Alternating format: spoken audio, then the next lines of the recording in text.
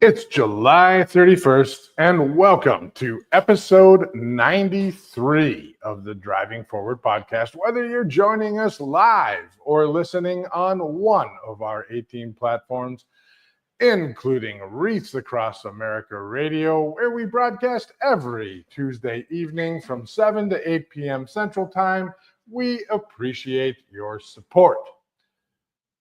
Coming up, here's a list of all the events that GLCS will be attending through the end of the year. If you're headed there or would like to collaborate, let us know. We'd love to work together. Coming up in September, we'll be at the McLeod User Conference in Denver, Colorado.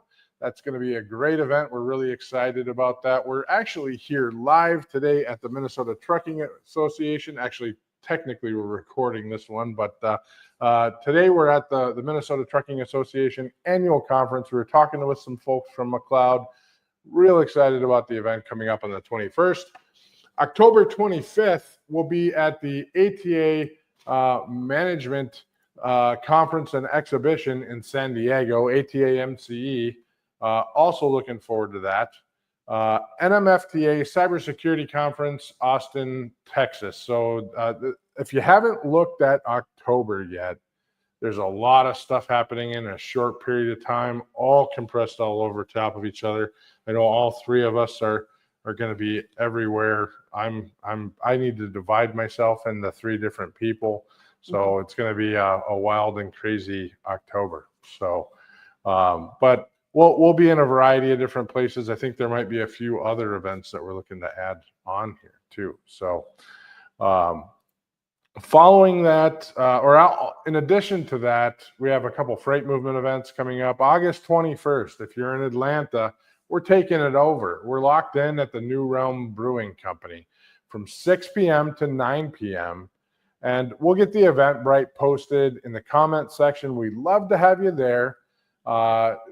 We have plenty of room for people. I think there's as much room as we're going to need. I think 250 people, something like that. We'll have some music, some drinks. We'll open it up to the industry. So come on in. Thanks a lot to Multi-Service Fuel Card, Upwell, and Transfix for powering up this stop on the Big Road Tour in Atlanta. So once again, Thursday, August 21st in Atlanta. So check out that Eventbrite. Love to see you there.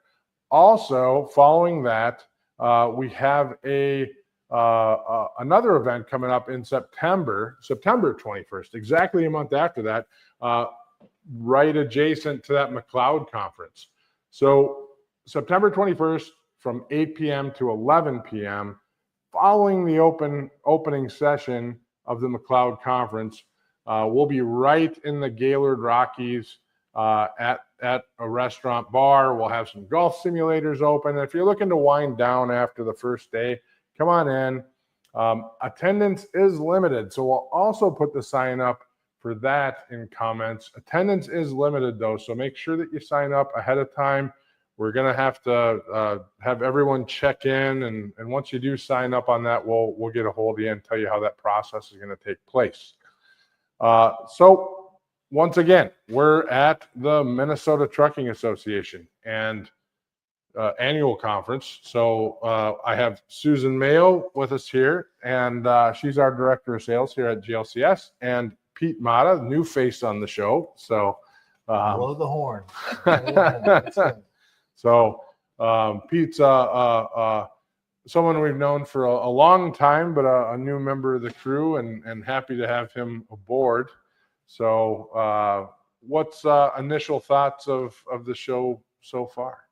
This is fantastic. This is my first Minnesota Trucking conference. Live in Texas. I had the opportunity to go to a lot of the TXTA trucking associations. I've been to a handful of Arkansas, Oklahoma associations, and this one it's pretty cool. Just the bloodline of America runs through I-35, and so kind of being able to see where freight moves from down south up north kind of ends that little story of trying to meet the trucking associations along the route. But it's been great. The people have been very welcoming, warm, open. A lot of good vibe here from day one. Yesterday was absolutely a power-packed day with golf and and all the events of yesterday and into today with the breakout sessions, the keynote speakers. So it's been a really good experience, and happy to be here. The weather's fantastic. It's 85 degrees. Back home in Texas, 100 degrees. So I am very, very happy. We both left a ton of humidity. I'm Tennessee, Pete, as he says, Texas. So we're super happy for that reason. It's probably one of the first conferences I've almost begged to go to. You know, I've heard so much about MTA over the years, and it did not disappoint. There's not an ego in this place. Everyone is so gracious and kind and generous. You had you had guys with 10 trucks, owners with 10 trucks, talking to trucking companies who have upwards of 200, and just sharing best practices. It was just so great to see the community and everyone kind of sharing what works for them. Yeah, I've been attending this conference for years and years, and there's many years where I didn't make it at all, but other than COVID, I think we've been here for the better part of 10 years straight now, and it's one of my favorite events. I kind of categorize, we've talked about this, I categorize, I certainly love Manifest, but as far as asset-based organizations, state organizations, this is one of my favorite ones, and I enjoy coming at, Pete and I were talking about the golf event yesterday, and this is one of my favorite golf events every year. Like I kind of wanted to just keep golfing. I mean, and there's always just great people that you get to go be out with, and everybody's fun, and as long as the weather cooperates, it's an amazing event. And then you follow that up with a whole bunch of social events, a nice barbecue, the Blaine Brothers truck, which thanks a lot, Blaine Brothers. You guys always kind of knock that out of the park. Blaine Brothers puts a refrigerated trailer. They kind of stock it with libations, and we had the Platform Science truck and trailer here too. So they were being gracious with their stuff here too, and so it's just a wonderful event. I think about 500 people here this year, which is pretty on par. Might be a few less people than last year, but still quite a bit. So we're still full up, and it's at the Arrowwood Resort in Alexandria, Minnesota this year. So coming up, Pete and I left Monday evening. And I am going to show a little bit of this is a sunset after a crazy storm that we drove through. So I'll show a bit of that sunset. And I don't know if that picture actually does it justice. I mean, that was AI.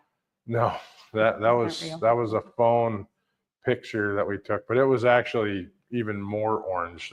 Pete actually said to me on the way up, he goes, is something on fire? And I said, well, the whole horizon would have to be on fire. Yeah, it definitely. I'm a Stranger Things fan watching that on television. Is that something that's happening in Hawkins? Like, is that? It was surreal. Just the color of the sky. It was just a different shade of orange, and it was pretty cool. Just never experienced that, and we had some thunderstorms, some really cool lightning across the horizon. And, oh yeah, that was that wild lightning. I've never seen lightning like that before. So we had an interesting drive up. I mean, it wasn't too bad, but I was definitely glad that we came up the night before. So starting out this morning, we had you guys were there for that session. I did not make the first session this morning. But Susan, you had some stuff you wanted to talk about with April Lewis. Yeah.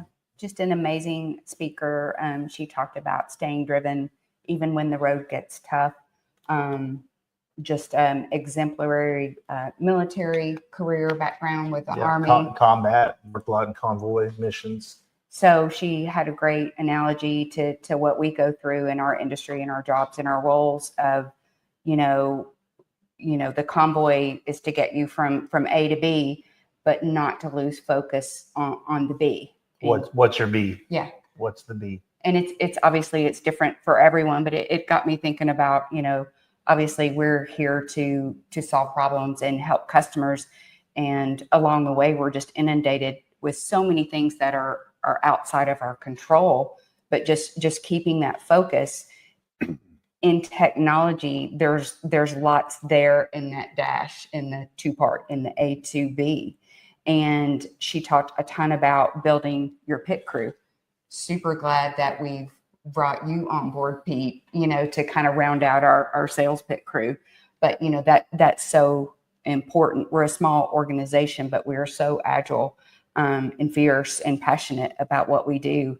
And, I'm always, I guess, a little skeptical when, there are speakers that come into these events that they're not from our industry, but, she got in yesterday and she was talking about, I don't think she got in time to come to the opening barbecue, standard issue, opening reception, barbecue, but she was looking down on the event. There's hundreds of us milling about, having cocktails, eating, talking. And she said it was just pure joy, just watching you all.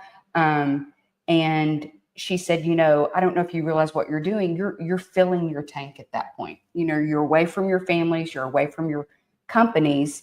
Emotionally, you're filling your tank, and we do it educationally as well. So today was a grind in the best way. Lots of sessions, lots of time on really key industry topics. But she talked about, be thinking about how you're going to go back and how you're going to replicate this. And I couldn't help but think of, freight movement. Right. That's what you're trying to do with freight movement. We're trying to replicate that, and we're trying to bring it to folks that can't come to MTA or can't go to ATA or whatever, but just intentionally bringing that back to people to keep that momentum going and that energy going. Yeah, she absolutely had the motto of intentionality. That was the buzzword that she used over and over. And just the way that she kicked off the session, I obviously with the military background and having been, running combat missions and those type of things, just the message, the market is the market. We are where we're at, but just the energy that she brought into the room from the get-go, saying that, hey, Minnesota needs you. America needs you. Like, this country doesn't run without the people that are in this room. And just getting everybody to have that type of energy, leading into those sessions in the afternoon was fantastic. And I mean, that's one thing that really stood out, was the intentionality part. And then just, looking at people that you work with, when she talked about looking at the human experience. I mean, just look human first, employee second. And, that relates to a lot of companies that are out here that are running operations with drivers and those type of things. And just really just set the tone for a good afternoon. So it was awesome. But definitely check her out. I think she's listed as in the top 10 speakers across the country that are in demand right now. One of the major networks rated her. So and her brothers, she actually shared the story that her brothers are drivers. They're truck drivers. Oh, wow. Her youngest brother worked for Schneider, and then the younger one also did some over the road, but they're doing more regional to be closer to home. But yeah, her story was it was great. I mean, it was really that, in our industry, it's point A to point B, remembering what the B is when things change. How do I get back to the B? And so that was the message, and that's what it's fun. Yeah. I love that message. I love the story of her coming into and looking down at the barbecue. I mean, a great example of that is just you get there. I walked up, I was sitting down with you guys, and I wasn't even aware of who you were sitting with. I sit down and I look to my left. I'm like, oh, it's the Platform Science guys. Hey guys, how you doing? And it's like, oh, we know you. And they recognized our shirts. Yeah. Shout out to our marketing director, Melissa. So yeah, I mean, you just end up there, and so that's that whole event, though. I mean, after you've gone for a long time, it's just like floating through the national event, but it's a different demographic. It's different stories, but lots of times it's the same subject matter. It's just kind of different stories for that same subject matter. So,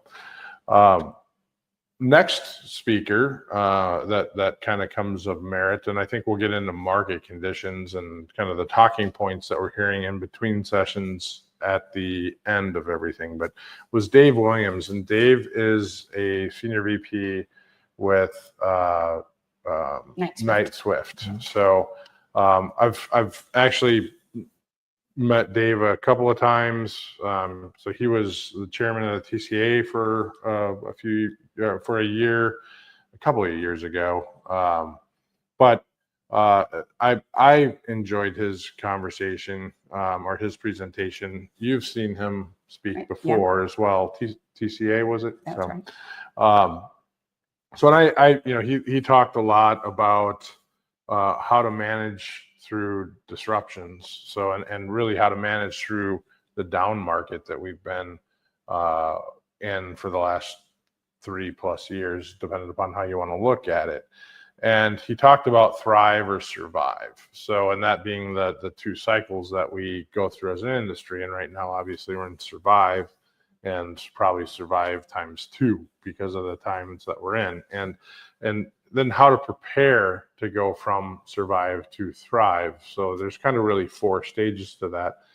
Survive, how to prepare to thrive, then thrive, and then how to prepare to survive.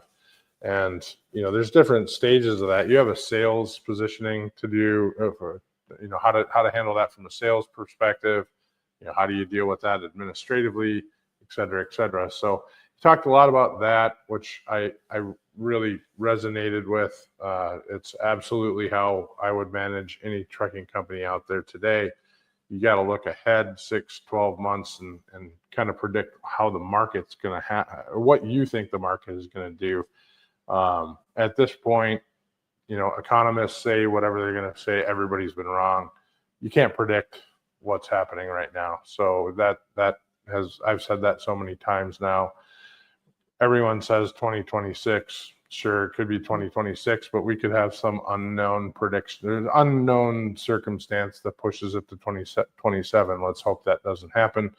But whatever the case may be, he really talked about just what to do. And when he rolled into his last slide, I just kind of perked up because it's absolute. If I had to bullet point how to run a trucking company, it's this. And, having done a substantial amount of management consulting, this was, I think, 7 bullet points that just resonated with me. And I should probably have put it on a slide so I could have put it up here.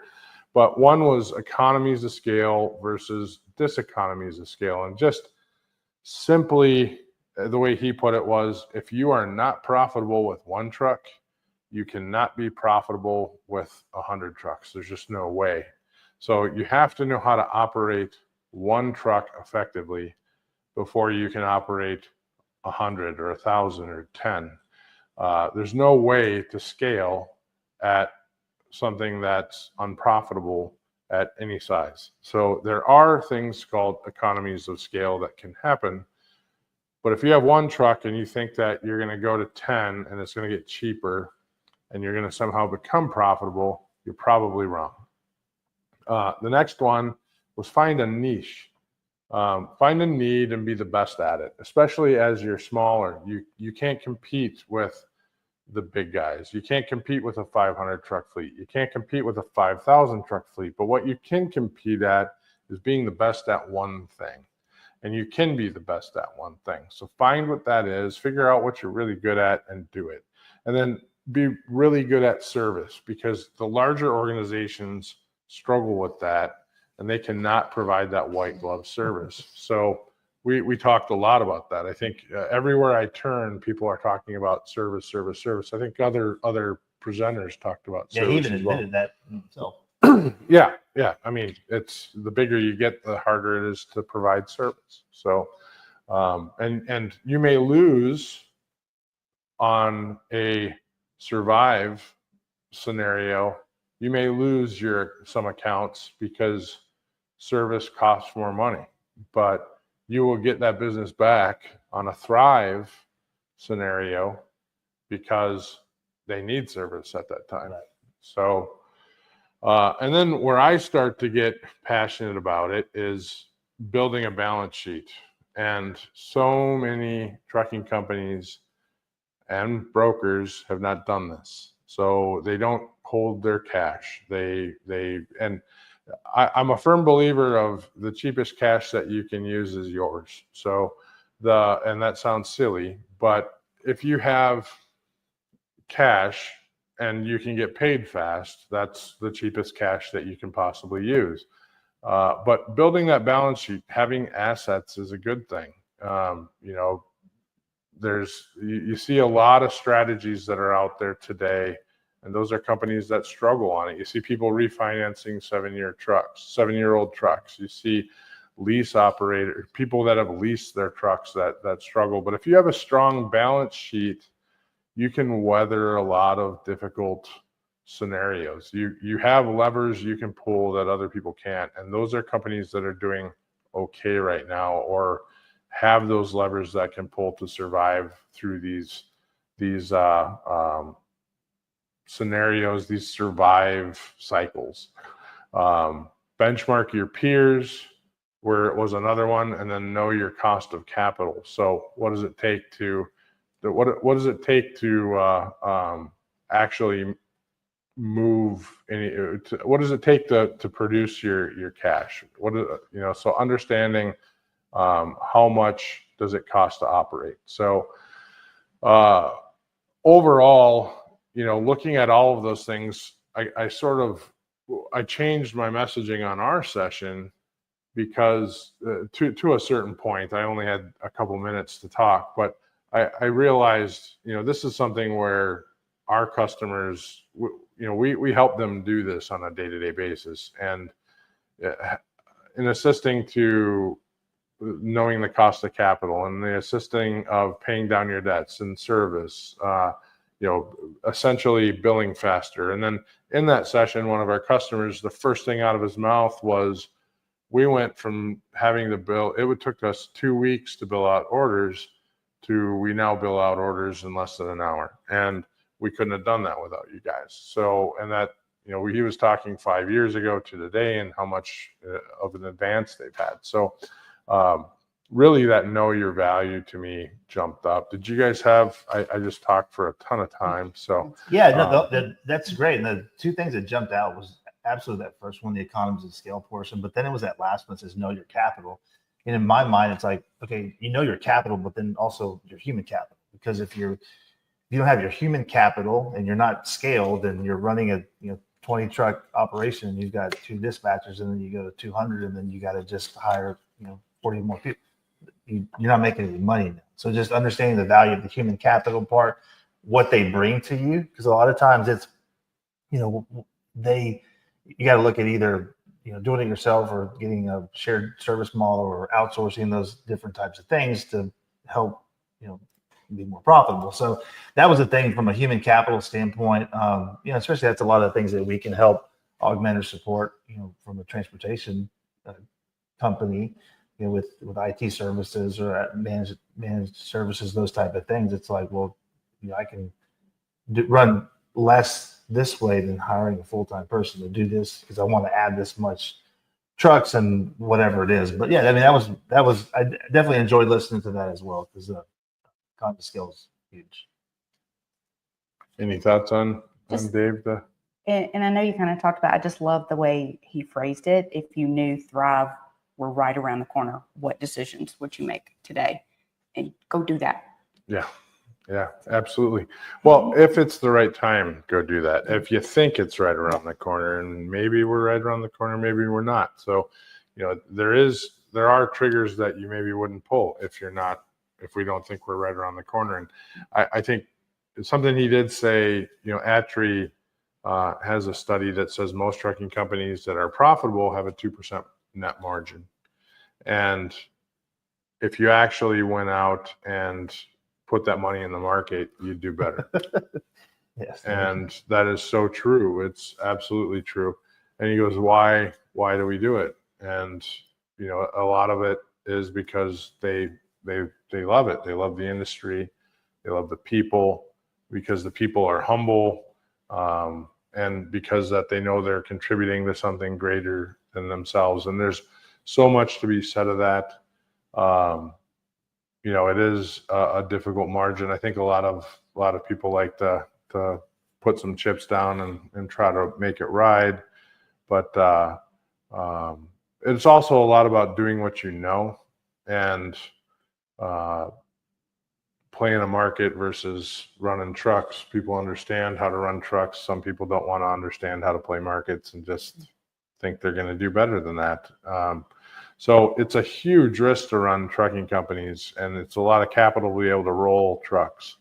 But it's that, I think, above and beyond, it's that first statement that he made, which was because people love it. And it's just, you get it in your blood, and it's the way it goes. It's you're in the industry, you decide you're going to do this, and 40 years later, your kids are doing it. Maybe your grandkids are doing it. There's several companies that are here that are third generation, so much so that there's a vendor here that specializes about family transitions. So I was actually part of one of the breakout sessions that covered succession planning, which was really good. And this is the first time I've been at an event where that was a breakout opportunity, because that, like you said, it's third generation now. So yeah, it's important. Well, look at us, even from the tech side. I know you're from trucking, your family, but even from sitting in this chair, it's all we've ever done as well. Yeah. You know, you couldn't pay me to leave. Yeah. Or maybe you could, but I'll take it. I'll take a check. you could. I'll take a check. So, but then I'd probably figure out how to come back into it. Right. Somehow. So You just buy another business. Reinvest that check into it. You build something else. So yeah, absolutely. So, let's, well, we got a couple minutes before break. So, Pete, you talked about a youth engagement toolkit that the MTA, Minnesota Trucking Association, is working on. So why don't you tell us a little bit about that? Yeah, that was one thing that jumped out. Obviously, driver shortages. Trying to get in the younger drivers. Having a plan. So it looks like the Minnesota Trucking Association put a lot of thought and got a lot of feedback. Putting a there's a PDF file on their website that describes all the different resources they have throughout the state of Minnesota, because I think they regionalize it based on, hey, this is where you go. And it was more around not going to job fairs and just talking to people. It was actually getting the younger kids out to their facility to get in a truck, to whether it was diesel mechanics, like get out there in the shop, like talk to the people that are there. So I think that's huge, because that's the youth. I'll say the youth. They're hands-on. They want to be able to touch things, and just having conversations at a trade show might not be beneficial. Like, yeah, that sounds like a good idea, but okay, well, maybe I'll do something else. But once you go there and you see the energy, within these trucking companies and the movements, trucks coming in, trucks coming out, service people moving, like that's positive. That's the excitement that I think the youth really need to see, and getting them out to the different terminals and carriers, that's going to help them get better. Applicants, mechanics, drivers, people in the office. No, I any way to engage the younger folk. So I'm all for that. I mean, I've had so many conversations. We've done episodes of Driving Forward just about that bridge from 18 to 21. There's really, transportation is one of those careers where you don't necessarily have to go to college. Right. So, but we also don't create an avenue or any sort of promotion saying, hey, come over after you graduate high school. There's no promotion for that at all. So the more that we can do to promote that, and advertise that and say, hey, we are a career that you can choose over whatever else there is out there at 18 years old, and create those jobs for kids. There aren't that many jobs for 18, 19, 20-year-olds right now that are career oriented. But this is a path that many people I know have taken.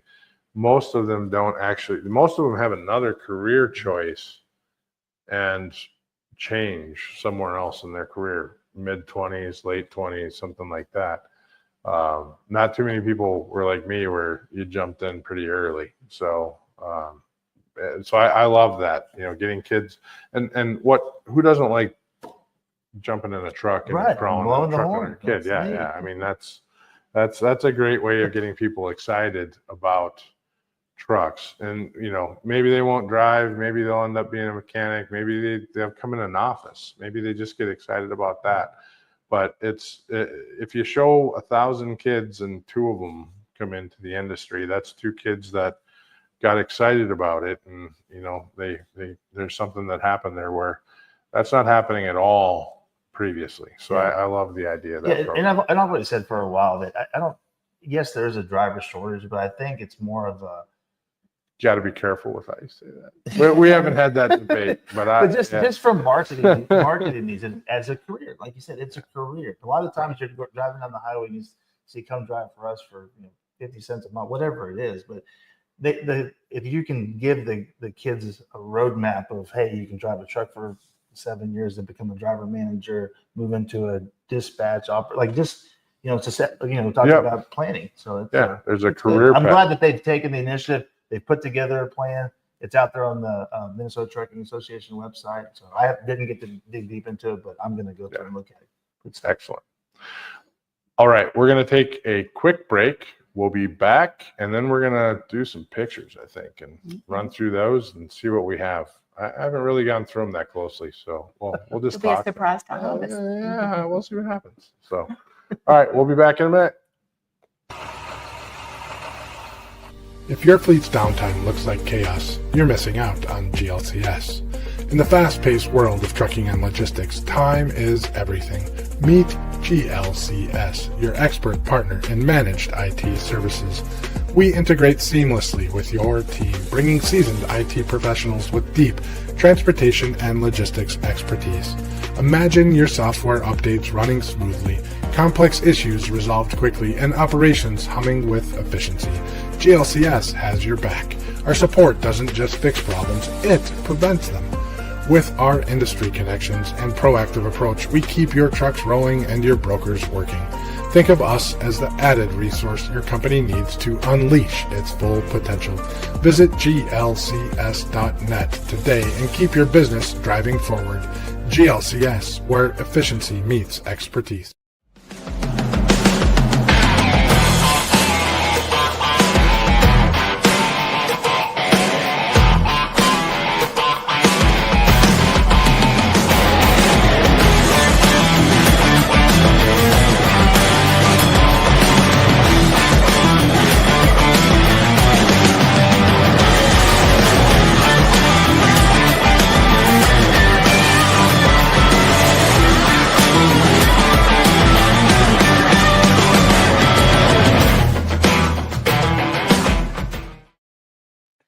And we are back.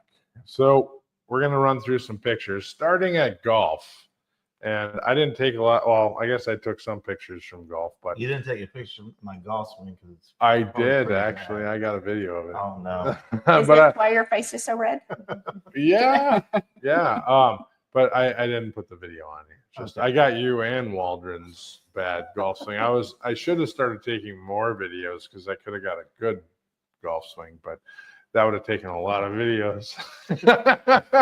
Nate also called us a ragtag bunch of Yeah, and I was 100% on par. That was exactly what we were.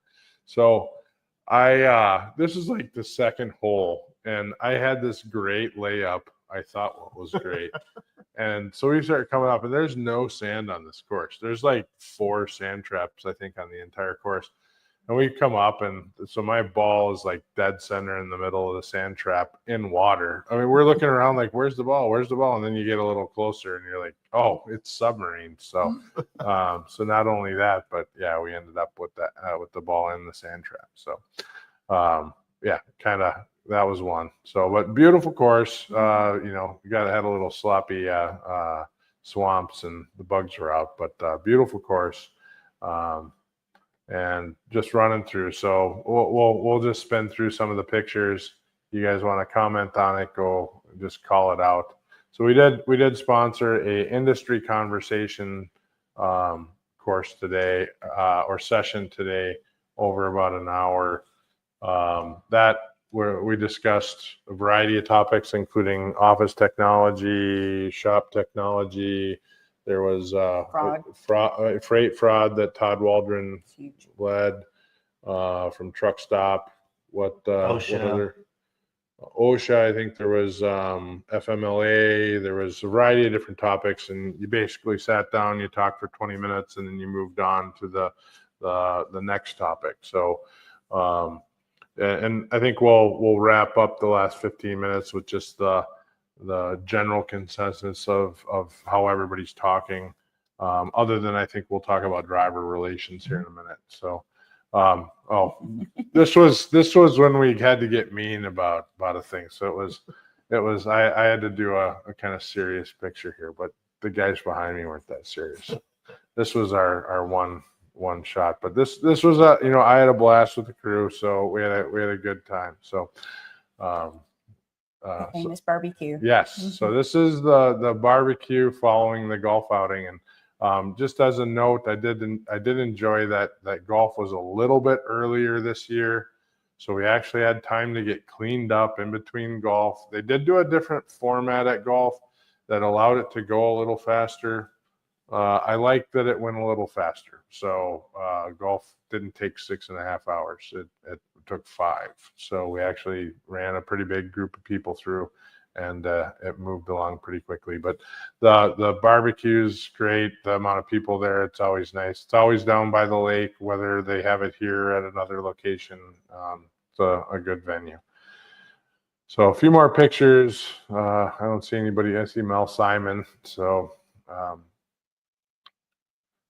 I guess we had 2 of those. We really like that picture. Yeah.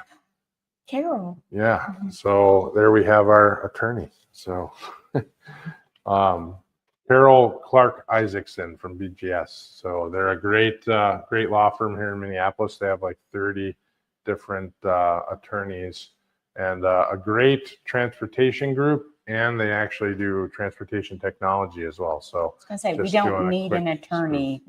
She has really right. helped She us does contracts. She does all kinds of stuff. So yeah, she's making that absolutely easy wonderful. for us. So Yeah.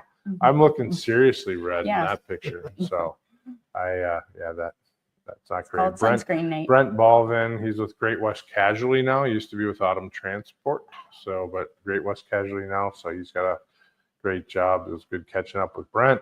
I need to do more selfies today, so I didn't grab enough. So, and here's the crew at results from data. We're getting the back of their heads. So at the booth, and then just some shots of the expo hall. So and a pretty decent expo hall. I think is this our walkthrough? I think this is where Missy we got Hannah Axman there for a quick second from TA Dedicated. But we get a quick walkthrough of the expo hall. I mean, for a state, I mean, there's pretty good activity last night. So I was pretty happy with that. The flow is really good. We've all worked trade show booths before, and I felt like there wasn't any real downtime. People were walking through, thanking obviously the sponsors and the vendors. It was good. Had some real good conversations. But yeah, it was a lot of positive energy. I really feel like all the attendees hit every partner vendor. They really seem to be making an effort to go around and meet everyone. Very refreshing. We had our friends at Isaac there. We had Trimble floating around, all platform science floating around. Had some folks from Trimble as well. So yeah, got to see the Mac Pioneer, although I haven't gone in it yet. So we will have Jamie Hagan on soon. So, and then he'll probably be in a Mac Pioneer when I talk to him. He's saying he might be driving at that time, but he'll be queuing up for an episode soon. So, but the Pioneer's a new truck. They haven't made it before, and they're raving about it. So it's a pretty nice piece of equipment. Then that's the Connected Vehicle Lab from Platform Science. So that's changed a bit since I was last in it. That's got a lot bigger screens, a lot different setup. Our logo's up in it too. I don't know if you went up in there. I did not. Yeah. I was up in there talking with a guy, and he's like, "Hey, can I help you?" And I go, "Well, that's me right there." So we're a partner. I like the patio. Yeah, it was nice going up in there. So few more shots. We get the Blaine Brothers trailer. That's that reefer trailer with the that's backed in there. That was fantastic. I had to ask So it's beef jerky that was in those coolers, right? Do you really want me to answer that question? How did you feel this morning?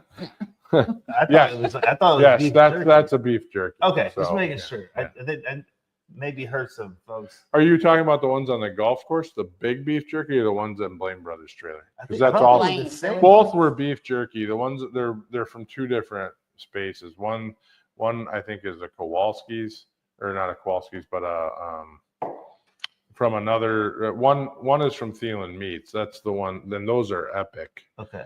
They were all That's what we delicious. had on the golf course. That were those big beef sticks. Those are amazing. So, Down in Texas, it's mostly just beef jerky. It's real thin and narrow. These were good. Yeah. We have more pictures on here than I thought. So that's the Mac Pioneer That's up close. So it's a nice looking truck. And then this is what the Blaine Brothers thing looked like last night. So, and a little bit more up close. That's so we have Andrew there. So The stump and hammering Oh, the the nails. nails. yeah, Hammerschlagen.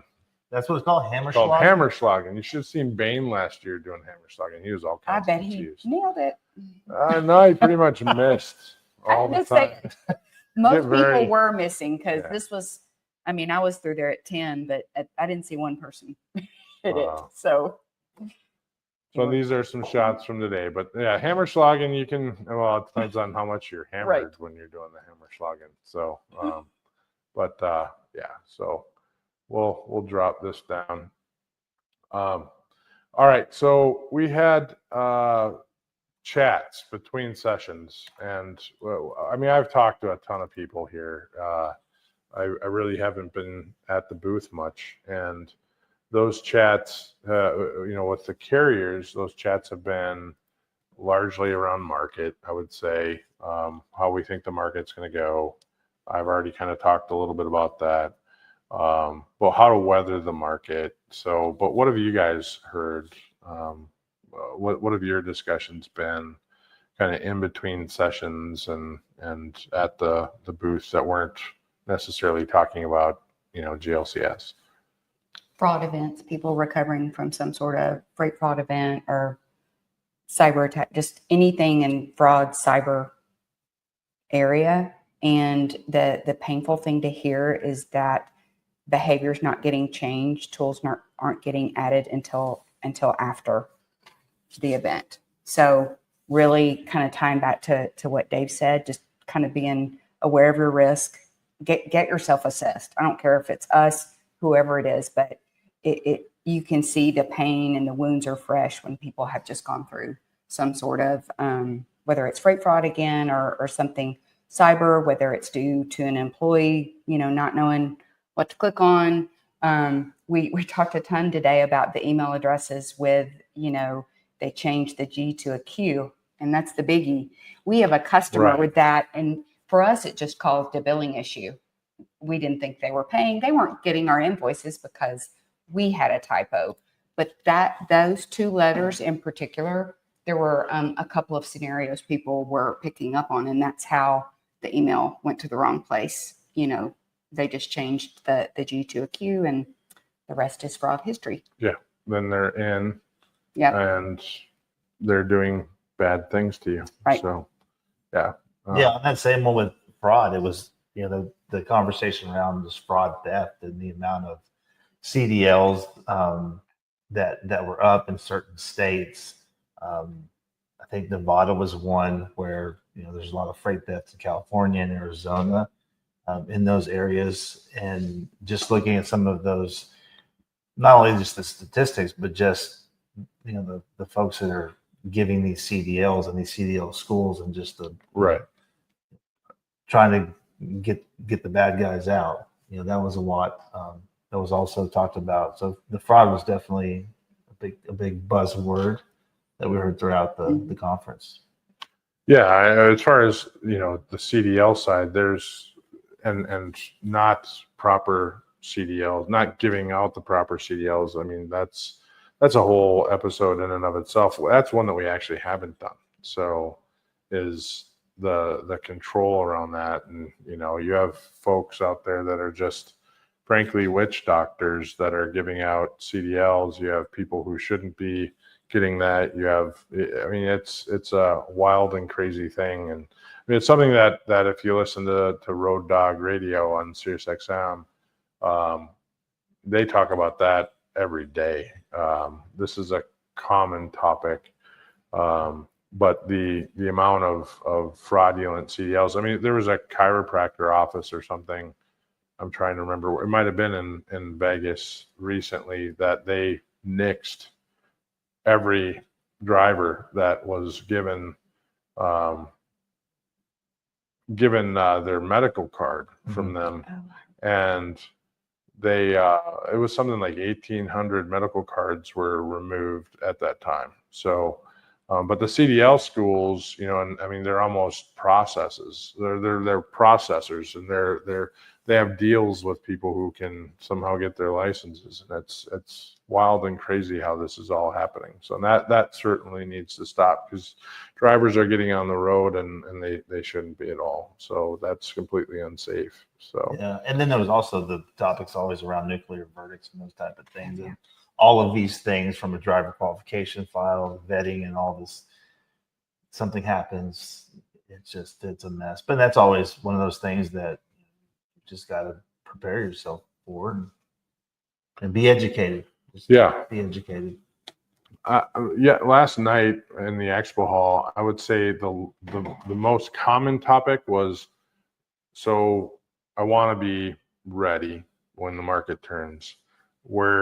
What do I need to change now? They know that they need to invest in cleaning up some processes. AI, there's probably something that needs to be done there from an application standpoint. Where should the chips be played? Where should we be looking at that? And, you know, my general answer there is, if you're not applying to some sort of modern back office automation tool, that needs to be looked at. If you have more than one person in your back office, especially if you're at 4 or 5, you should be looking at back office automations. There's a lot of tools out there that are amazing. They're easy to implement, and they are very efficient. So they do, but in any of these scenarios, you're looking at hour reduction. So they're going to reduce your need for people. That's any of these solutions. And if anyone says that AI is not going to reduce your headcount, they're wrong. That was an answer that we said 2 years ago, and it's absolutely not true. You can reapply those people to something else, but in a down market, you might need that might be your margin. That might be whether or not you keep your doors open. And those are hard discussions that you have to have with yourself as a business owner. But that was several discussions I had last night. And you know, so beyond that, there's some optimizations, there's other things, but I largely that back office automation is I think the biggest place to place your chips if you haven't done anything there yet. So anything else that you've been talking about with carriers or anyone else over the last 36 hours? A lot of the breakout sessions dealt around just relationships, not necessarily just with the drivers, but just with staff. And, you know, I think that, you know, where the market is, it's time to, like you said, just prepare yourself for, you know, when you're starting to thrive. And, you know, the little things that you can do in the messaging to your drivers, how you support your drivers. You know, a lot of the things, you know, were discussed, just, you know, what can you, putting the human element back in things, and not just sending somebody a message on their tablet. Just pick up the phone, ask them how they're doing. Want to make sure that you keep your drivers engaged so that they're not leaving. But then also just with other people that you work with. So there was just, I guess there was just, I think we're finally getting back, you know, post-COVID, into that real human element that we're trying to support each other. We're here for each other. And that's the message from, you know, the Trucking Association from the very beginning. It's like, we're here to help each other. We got to lift each other up. So just positive, just the human element of it, which is nice.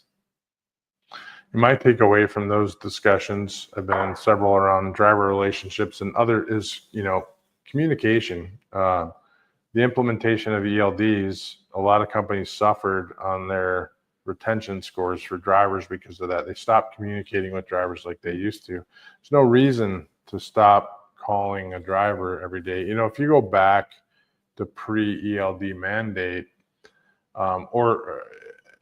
basically back to pre-ELD mandate, some companies would require a call in from a driver in the morning and in the afternoon.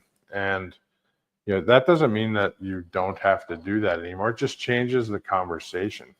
Maybe you're only calling once a day, but it doesn't mean that you don't need to call in anymore. It just means that when they call in, maybe they're not talking about hours of service. Maybe they're not talking about the load of the day. They're just talking about what's going on at home, what's up, what are they doing, what do they have for lunch, what crazy story do they have for the day. It's a more meaningful conversation about that relationship, and that I think has more important. It's more of an important role for retention than just processing an order via verbal. And it's not as efficient as what you can with a ELD. So I think you have some of that. We talked a lot about the evolution of what it takes to become a exemplary fleet for that driver on the driver relations side, how to reduce turnover, how to see that sub 45% driver turnover, and all the topics that go with that. So, just driver engagement in general, how to, beyond the benefits, beyond the driver pay, ensuring that your payroll is accurate and on time, ensuring that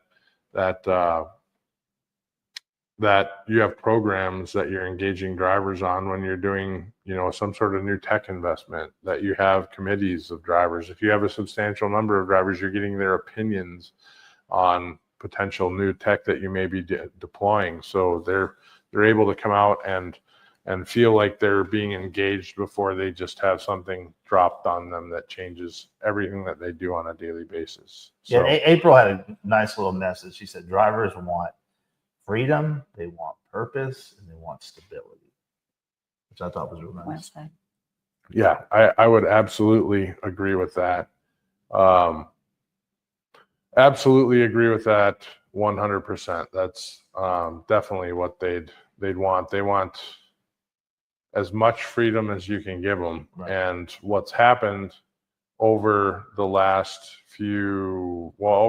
decade is we've pulled a lot of that freedom away. Not we, but administratively, and technology has pulled that away, and it's made it more difficult to, if you look at the driving, we've lost a lot of drivers that have tenure because of that, in my opinion.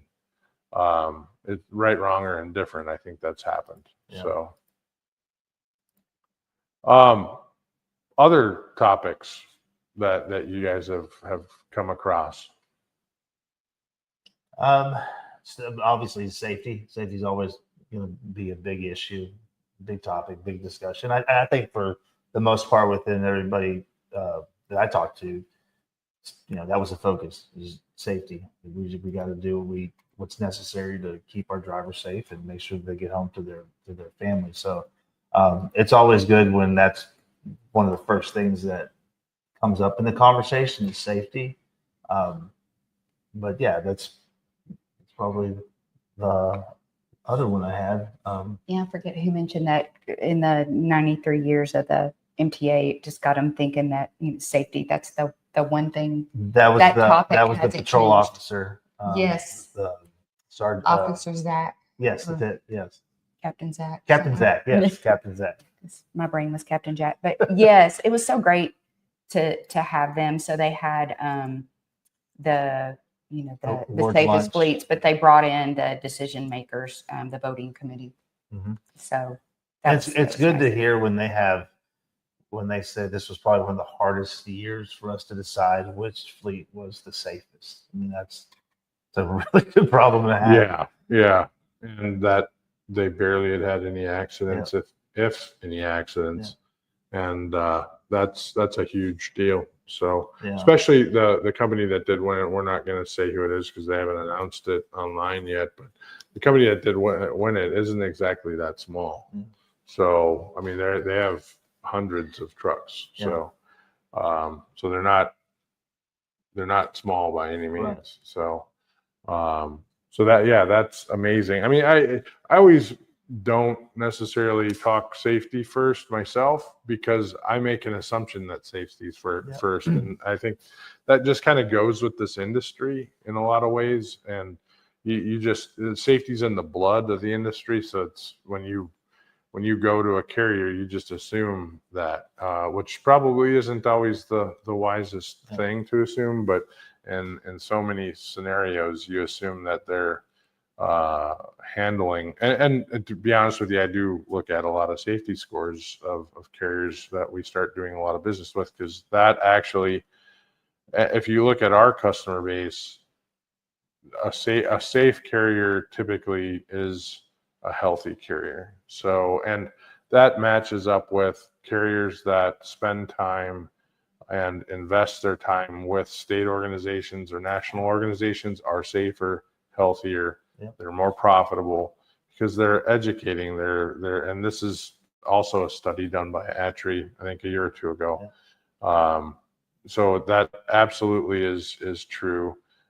They have a bigger network and they have more levers to pull. So you need a little help, you know a guy.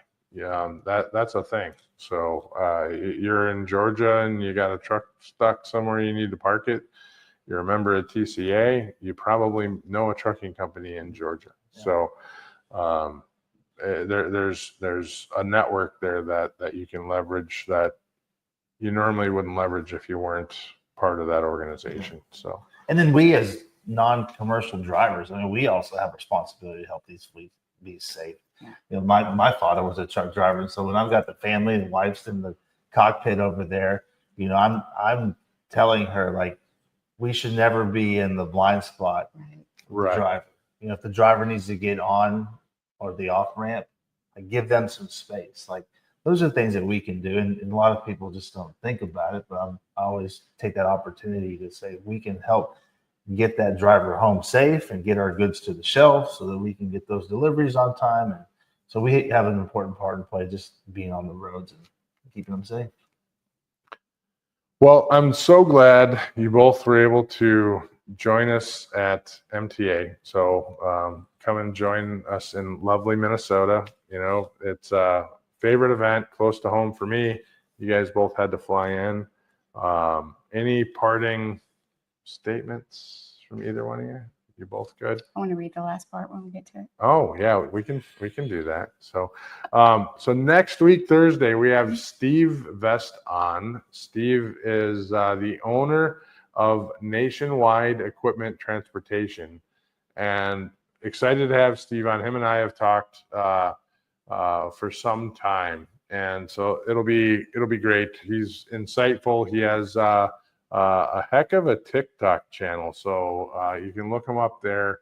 Lots and lots of videos, lots and lots of followers, but he records himself brokering loads and just kind of has a heck of a following and some insight on that. So it should be a good episode. We're just going to talk the industry and chop it up a little bit. So excited for that one. So thanks for joining in, and Stay curious, stay informed, and keep pushing the boundaries of what's possible. Until next time, drive forward with purpose and innovation. well, that was real, Chris.